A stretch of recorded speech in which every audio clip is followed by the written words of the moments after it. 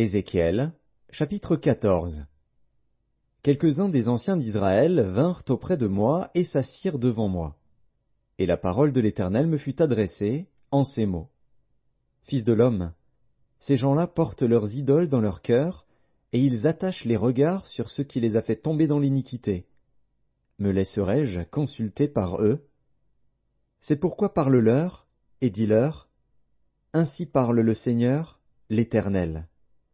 Tout homme de la maison d'Israël qui porte ses idoles dans son cœur, et qui attache les regards sur ce qui l'a fait tomber dans son iniquité, s'il vient s'adresser au prophète, moi, l'Éternel, je lui répondrai, malgré la multitude de ces idoles, afin de saisir dans leur propre cœur ceux de la maison d'Israël qui se sont éloignés de moi avec toutes leurs idoles. C'est pourquoi dis à la maison d'Israël, ainsi parle le Seigneur, l'Éternel. Revenez, et détournez-vous de vos idoles, détournez les regards de toutes vos abominations. Car tout homme de la maison d'Israël, ou des étrangers séjournant en Israël, qui s'est éloigné de moi, qui porte ses idoles dans son cœur, et qui attache les regards sur ce qu'il a fait tomber dans son iniquité, s'il vient s'adresser au prophète pour me consulter par lui, moi, l'Éternel, je lui répondrai par moi. Je tournerai ma face contre cet homme, je ferai de lui un signe et un sujet de sarcasme, et je l'exterminerai du milieu de mon peuple. Et vous saurez que je suis l'Éternel.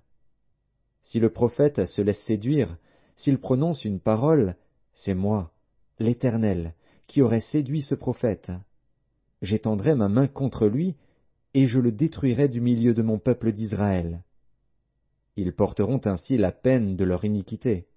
La peine du prophète sera comme la peine de celui qui consulte, afin que la maison d'Israël ne s'égare plus loin de moi, et qu'elle ne se souille plus par toutes ses transgressions. Alors ils seront mon peuple, et je serai leur Dieu, dit le Seigneur, l'Éternel. La parole de l'Éternel me fut adressée en ces mots.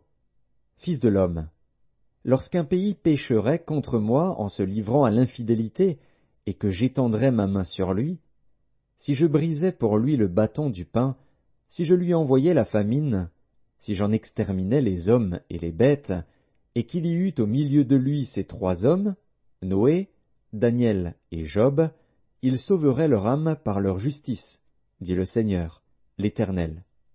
Si je faisais parcourir le pays par des bêtes féroces qui le dépeupleraient, s'il devenait un désert où personne ne passerait à cause de ces bêtes, et qu'il y eût au milieu de lui ces trois hommes, je suis vivant, dit le Seigneur, l'Éternel, ils ne sauveraient ni fils ni fille, eux seuls seraient sauvés, et le pays deviendrait un désert.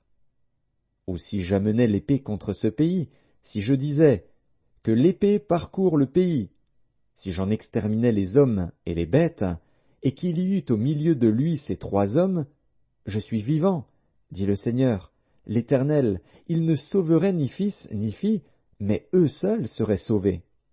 Ou si j'envoyais la peste dans ce pays, si je répandais contre lui ma fureur par la mortalité, pour en exterminer les hommes et les bêtes, et qu'il y eût au milieu de lui Noé, Daniel et Job, je suis vivant, dit le Seigneur, l'Éternel, ils ne sauveraient ni fils ni fille, mais ils sauveraient leur âme par leur justice. Oui, ainsi parle le Seigneur, l'Éternel. Quoique j'envoie contre Jérusalem mes 4 châtiments terribles, l'épée, la famine, les bêtes féroces et la peste, pour en exterminer les hommes et les bêtes, il y aura néanmoins un reste qui échappera, qui en sortira, des fils et des filles. Voici, ils arriveront auprès de vous. Vous verrez leur conduite et leurs actions, et vous vous consolerez du malheur que je fais venir sur Jérusalem, de tout ce que je fais venir sur elle. Ils vous consoleront, quand vous verrez leur conduite et leurs actions, et vous reconnaîtrez que ce n'est pas sans raison que je fais tout ce que je lui fais, dit le Seigneur, l'Éternel.